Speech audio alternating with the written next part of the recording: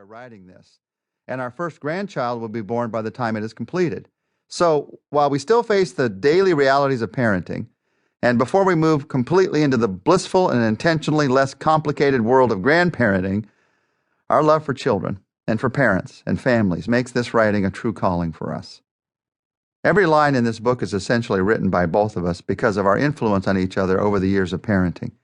However, for simplicity's sake, my voice, Tom's voice, will lead us through the main portions of each chapter, and Chaundel's voice will close each chapter with a brief response. So, if you want the greatest wisdom, just read the responses at the end.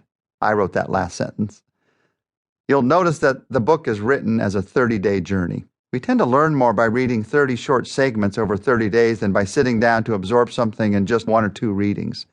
Besides, as a parent, you only have time for a short daily reading. We encourage you to read 1 chapter a day over 30 days. Reading these chapters together as parents would be even better.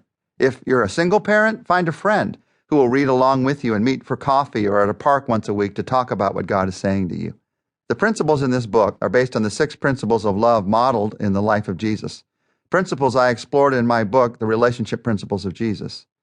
In reading through the Gospels again and again with a mind toward what Jesus did and said about relationships, these principles were clear. Relationship principle number 1, place the highest value on relationships. The most important command is this: listen, people of Israel. The Lord our God is the only Lord. Love the Lord your God with all your heart, all your soul, all your mind, and all your strength. The second command is this: love your neighbor as you love yourself. There are no commands more important than these. Mark 12:29-31. Relationship principle number 2, love as Jesus loves you.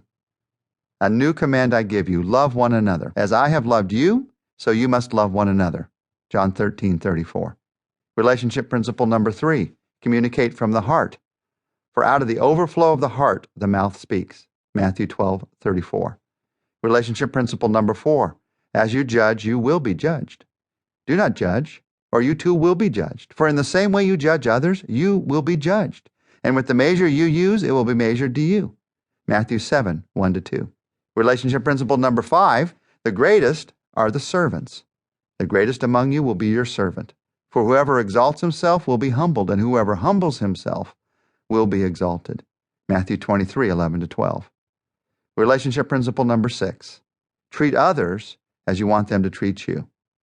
Do to others as you would have them do to you. Luke 6:31. Even a quick glance at these principles shows how powerfully and specifically they apply to parenting. In this book, we will explore how these principles fit into our lives as parents. Our prayer is that the teaching and example of Jesus will become clear and relevant to you as we explore these 6 principles we can apply as parents. Parenting principle number 1, believe nothing is more important, the power of your priorities. Parenting principle number 2, love with new power, the power of your love. Parenting principle number 3, communicate from the heart, the power of your words.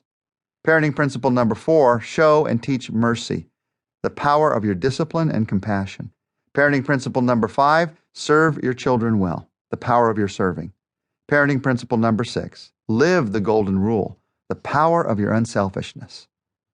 If your family is just beginning, have faith.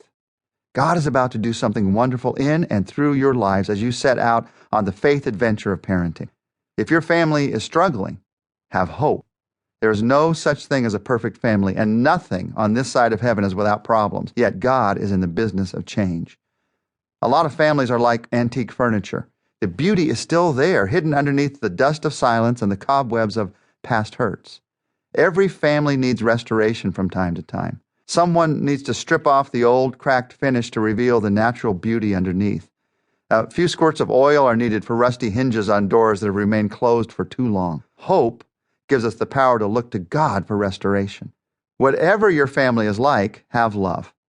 The power of God's love, even in those times when you can't seem to sense it, is more real than anything else in your life. God is willing to give you that power to love in any and every circumstance your family faces. Our prayer is that you will experience His love in amazing ways during these next 30 days. Tom and Chaundel Holladay. Parenting principle number 1, believe nothing is more important, the power of your priorities. Then little children were brought to Jesus.